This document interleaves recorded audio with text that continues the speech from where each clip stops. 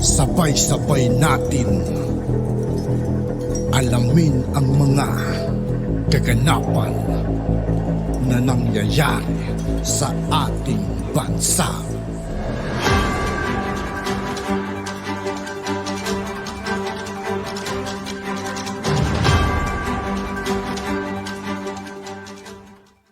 Yo, what's up mga kaibigan? This is I2K po again. Ngayon nandito naman ulit tayo sa channel ni Banat News Updates. Dito naman ulit tayo magbibigay ng komento at reaksyon. Kaya samahan nyo ako guys. Let's go!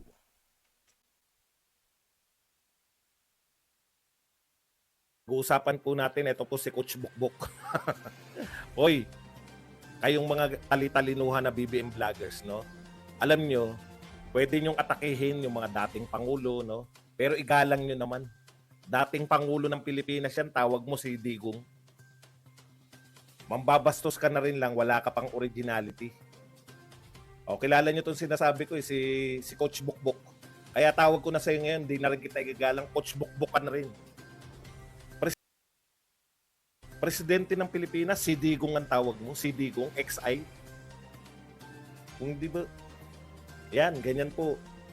Tignan niyo yung panawagan ng Pangulo ng Pilipinas. Oh. Bagong Pilipinas. Yan ba yung natutunan mo sa speech ni Pangulong Marcos? Ha? Si Digong ang dapat itawag sa dating Pangulo ng Pilipinas. Si Digong. Mang-insulto ka na rin lang, hindi ka pa naging original. Gaya-gaya ka pa kay Maudigs, kay Maravillas. Coach Bukbok, mula ngayon, Coach Bukbok ang tawag ko sa iyo. Nalalaman ka pang coach. Ano ka, coach ka ng volleyball o Jolen? Tigil-tigilan nyo nga kami. Tigil-tigilan nyo nga kami ng pag-aastang matatalino kayo. Okay. Magandang araw sa atin lahat. Yan po, bibirahin natin ang katangahan niyang Coach Bukbok na yan. Kala mo, talino mo. Puta, papakita ko ngayon kung gaano kakabugok. Ayaw ko kayong patulan eh. Kaya lang sobra-sobra na pambabastos nyo. Sobra-sobra pambabastos nyo sa Pangulo ng Pilipinas dati. Mga pag pinatulan mo naman, ngalngalin. Wala namang mga kakayahan niyang. Akala mo naman, ang galing-galing. Akala mo naman, ano ka? Akala mo naman, napakatapang mo. Kung sabihan mong duwag yung dating Pangulo tsaka si Mayor Baste. Talaga matapang ka? Nanggigigil ako sa mga to. Okay. Ngayon lang natin sasagutin yan. Ayaw kasi natin pasikatin dapat eh. Kaya lang, sobra-sobra na kayo mang-insulto sa Pangulo namin. Yan, tignan mo yung pagmumukha mo. Ikaskas mo muna bago ka Alam mo, Coach Bukbok, no? Yung pamagat niya lang eh. Sabihin nyo ba, pinanood ko yan? Hindi ako manunood yan. Nakakaantok yan eh. Kung sa boxing may pausalud, sa politics po meron yan. 3 minuto ka lang makinig dyan at tulog ka na eh. Wala namang katuturan mag-vlogs. Wala kang katuturan. Nagkataon lang na wala na natira dyan sa mga vlogger. Kaya pinagtsatsagaan ka na lang ng mga BBM vlogger. Mga BBM supporter. Alam nyo, ang wag nyong kalimutan, yung ginamit nyong Pangulo noon, nakilala ko kay, thank you very much, Stars, kay Kuya Eagle Ben. Alam niyo, nakilala ko kayo, nagsisimula, yung mga bago pa tayo pare-pareho. Puta, Duterte kayo eh, Duterte vlogger kayo eh, no? Andalin niyo na nga bumaliktad, ginamit niyo na nga si Pangulong Duterte, yung kasikatan ni Pangulong Duterte, ginamit niyo na nga, no? Tapos, nung manalo na yung tunay niyong sinusuportahan, okay lang sana na tablahin ninyo. Okay lang na batikusin. Igalang nyo naman sa mga tawag. Bukbok. Bobo kang bukbok ka. Ano ka ngayon? Alam mo yung papatunayan ko sa yung bobo ka. Hindi kayo pinapatulan dahil ayaw namin kayo magsisikat. Pero sumobra na kayo hangin. Napunta sa utak yung mga hangin nyo. Coach, saan ka coach? Sa Jolen? Banban ka. Nakakatamad kang panoorin, alam mo ba yun? Yung iba pinanunood ko, pag bago ko bonatan, kinakailangan ko munang malaman kung ano yung mga sinabi. Ikaw, pamagat pa lang. No? Pamagat pa lang, pwede na kitang banatan. Hindi ako manunod sa iyo. Puta, 3 minuto lang ako, tulog na ako sa iyo. Nakakaantok ka, Brad. Ang katotohanan niyan, akala mo matalino ka, binabasa mo lang yung dyaryo eh. Binabasa mo yung mga sinasabi mo. Ganun ka kabugok. Hindi mo maintindihan pag wala kang basahin. Research yun? Ganun ang research? O sige, papakita ko sa iyo yung research mo. Una, bakit mo tatawaging si Digong si Tatay Digong? Presidente ng Pilipinas yan. Alam mo ba yun na pambabastos yun? Hanggang ngayon, kahit na hindi humiwalay na kami riyan sa unit team na yan, hanggang ngayon ang tawag ko kay Marcos, kay President Marcos, PBBM. Alam mo kung bakit? May aral ako eh. Ikaw, sinabi mong may aral ka, pinagmamalaki mo nangyayari sa buhay mo, pero nakalimutan mo yung very basic, gumalang, lalo na sa taong nagpakilala sa'yo. Kung hindi nyo ginamit, eto, katotohanan, kung hindi nyo ginamit si Tatay Digong nung kayo ay nagbablog, wala kayo ngayon. Lahat kayo.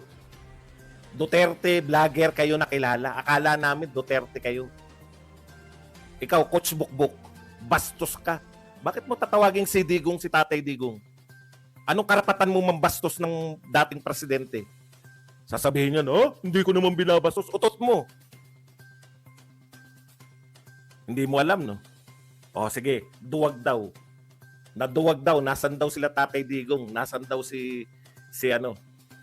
Bayaan mo, titignan ko yung mga pamagat mo. Pamagat lang, di mo ko mapapanood sa'yo dahil nakakaantok ka. Gamot ka sa insomnia, alam mo ba yun? Yung vlogs mo para sa may insomnia.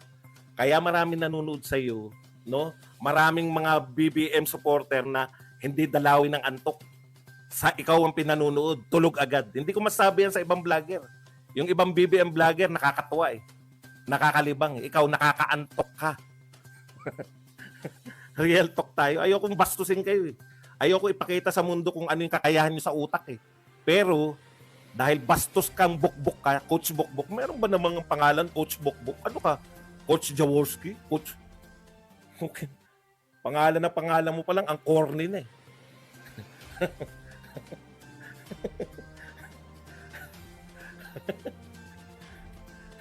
Naduwag daw si Basti at saka si Tatay Digong sa pamagat. Ewan ko kung ano laman, wala akong balak panoorin. Minsan kung pinagtiyagaan niya, puta nakatulog ako, sabi ko. Mga unang sentence pa lang niya, tatawa agad ng walang katuturan. Tapos na ba? Expose natin yung mga tokmol na yan. Kung hindi mo pa alam dahil may kahinaan ka sa utak, si President Marcos, presidente din siya ng Davao. Alam mo ba yun? Matagal na nang hinihintay siya sa Davao region. No? Matagal na siyang hinihintay dahil nasa sakuna. Lingid sa inyong kaalaman, hindi binaha yung Davao dahil sa 51 billion ni Pulong. No? Kaya binaha yung Davao region at Caraga dahil sa shear line at saka low pressure area. Bakit nagpunta ang Pangulo dun? Sinugod niya ba yung mga Duterte? Hindi. Dahil Pangulo siya ng Pilipinas. Para siguro, hindi niya siguro maintindihan. Mindanao na yun ah. Parte pa ba ng Pilipinas yun? Kaskas mo yung mukha mo muna bago ka mag-vlog. Coach Bukbuk, makinig ka. Hindi pumunta doon si Pangulong Marcos para girahin yung mga Duterte. Bakit mo sasabihin na duwag yung mga Duterte? Talaga, duwag yung mga Duterte. Punta ka sa Davao. Sabihin mo na duwag si Basti. Ewan ko kung ano mangyari sa'yo. Tapang mo, brad ah. Takot kami ah. Takot kami, coach. Napakatapang mo, sinabihin mo yung mga Duterte na duwag. Bakit away bang pinunta ni Pangulong Marcos? Hindi kita sasagutin. Sagutin mo lang to. Away ba pinunta doon? Ha? Away ang pinunta ni Pangulong Marcos sa Davao? Bakit sasabihin mo na duwag yung mga si Digong? Si Digong ang tawag mo. Matapos mong gamitin yung tao sa vlogs mo, vlogger ka ni Digong dati. Coach Bukbuk, matapang. Okay. Ang tapang mo. Mga patawang po dyan. Hindi ko sasagutin kung naduwag si Digong tsaka si Baste. Ikaw na magtanong sa Davao. Punta ka ron, sabihin mo, duwag ba mayor nyo? Parang bata, tanga-tanga, tangengot. Utot mo. Meron kang katapat sa boxe, si Coach Ricky. Nag-exercise ngayon.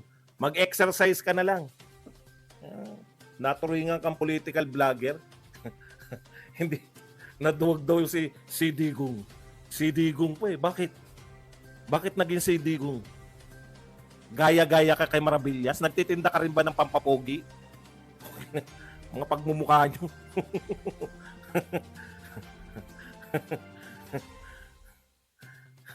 Nakakainis kasi. Dalawasin ko kung bastusin nila yung mga Duterte, dalawasin ko eh. Mantalang Duterte vlogger yan nun. I-deny mo na hindi ka Duterte vlogger. Pinagluloko nyo kami. Hindi ko sasagutin yan. Bahala ka magpaliwanag sa buhay mo.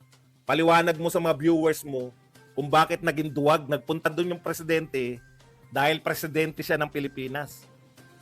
O baka tanga-tanga ka kasi hindi mo alam, yung Davao, sakop pa rin yun ng Pilipinas. Kalma lang po ako, huwag kayo mag-alala. Normal lang ako.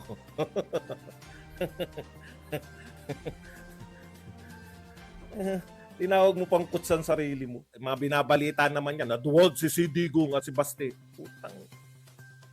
President Digong yun, hindi si Digong. Alam ko yan, iniinsulto nyo di ba? No, China, si Xi Jinping ba yan? Happy New Year, Happy Chinese New Year. Pag ikaw nakita kitang nag-celebrate ka ng Happy Chinese New Year, ako pupunta ako sa Chinatown dahil taon-taon ako naroon. Pero Happy Chinese New Year din sa'yo. Coach Bukbok.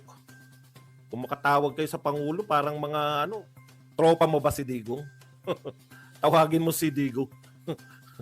Tapos tawagin mo panduwag. Kailan pa naduwag yung mga Duterte? Sige nga, matapang ka pala eh. Tapang ka ba? Punta ka nga sa Davao, sabihin mo, duwag sila. Away ba pinunta sa tingin nyo? Away ang pinunta ni Pangulong Marcos doon?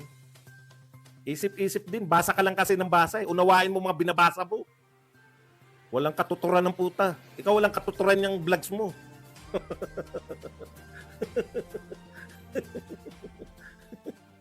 Bastos to eh. Huwag kayo mambabastos ng presidente. Pumunta rin si Pangulong Marcos dahil siya po ay presidente ng Pilipinas. Inuulit-ulit ko kasi bugok eh. Akala niya siguro pumunta rin si Pangulong Duterte, naghanap ng away. Kaya naduwag daw si Digong. Si Digong. Hala mo tapos. At yun nga po mga kaibigan, dito po nagtatapos ang ating reaction video. Muli ako po si I2K ng Sundalo ng Dunggalo. Maraming salamat sa patuloy na pagsuporta. Yeah, peace out.